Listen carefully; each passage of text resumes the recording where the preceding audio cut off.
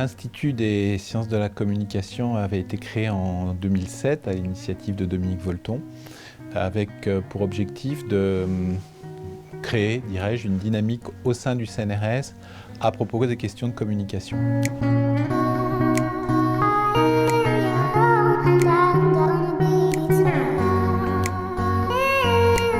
Je définirais l'ISCC par un institut qui réfléchit aux questions à la croisée entre science et société.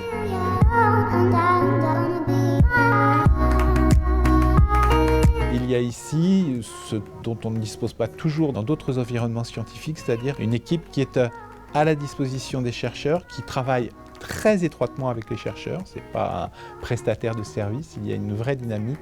Et ça, c'est l'originalité de cette équipe. Ouais, je pense que c'est une dynamique qu'on doit vraiment poursuivre un maximum. Parce que ça permet de recueillir du matériel d'un point de vue de la méthodologie, des épistémologies, des choses comme ça. Ça permet d'avoir un retour réflexif sur sa matière. C'est-à-dire quels sont les impacts de mon travail d'un point de vue sociétal, etc., économique. Et d'avoir des perspectives beaucoup plus riches. Moi, je pense qu'on est plus intelligent à plusieurs, surtout quand on vient de plusieurs disciplines.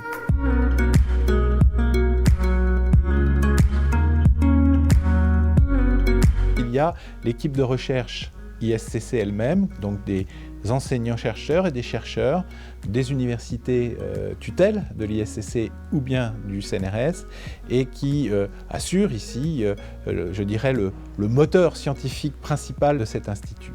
Et puis, depuis un peu plus d'un an, des collègues de Sorbonne Université qui ont apporté des projets qui sont portés par des professeurs de l'UPMC, de Paris-Sorbonne, et qui s'organisent en pôle de recherche. Donc un ensemble, je dirais, assez riche avec des profils différents et qui est en train, je crois, de prendre bonne forme et de créer une dynamique de recherche et de diffusion de la recherche tout à fait positive.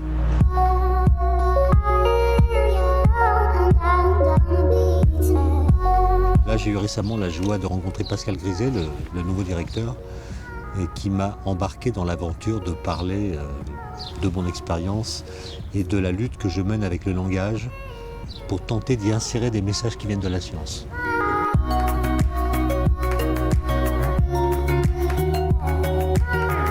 Comment on pourrait tenter de dire avec des mots ce que la physique dit avec des équations?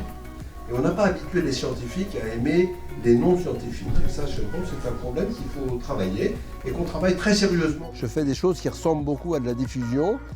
Essayer de raconter des choses qui peuvent être difficiles à des gens pour qu'ils n'aient aucune chance de ne pas comprendre. Et qu'en plus, ils ressortent avec le sourire. Et donc je dirais que la science, elle n'est pas démocratique dans sa démarche, dans sa construction, mais qu'elle est républicaine dans son esprit. Et donc le but, c'est de faire en sorte qu'elle devienne une affaire publique, ce qui passe par une démocratisation des savoirs, ce qui n'est pas la même chose que la démocratie des opinions.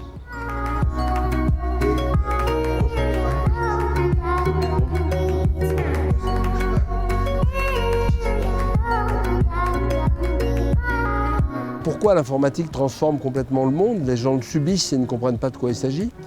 Donc quand on comprend de quoi il s'agit, on est beaucoup mieux armé. Là, les lois qui se discutent, les gens sont complètement désarmés par rapport à ça, ils ne savent pas du tout de quoi il s'agit, c'est fondamental de leur expliquer. C'est possible. Et les chercheurs s'impliquent de plus en plus. Le travail qui est fait ici, à mon sens, il est fondamental et c'est pour ça que j'ai voulu travailler ici. Parce qu'on travaille sur des sujets un peu complexes et la question de la communication, elle est vitale parce que c'est un enjeu de la démocratie et de la participation. Donc j'espère que ce laboratoire a de longues années de vie et de prospérité et j'en suis même sûr.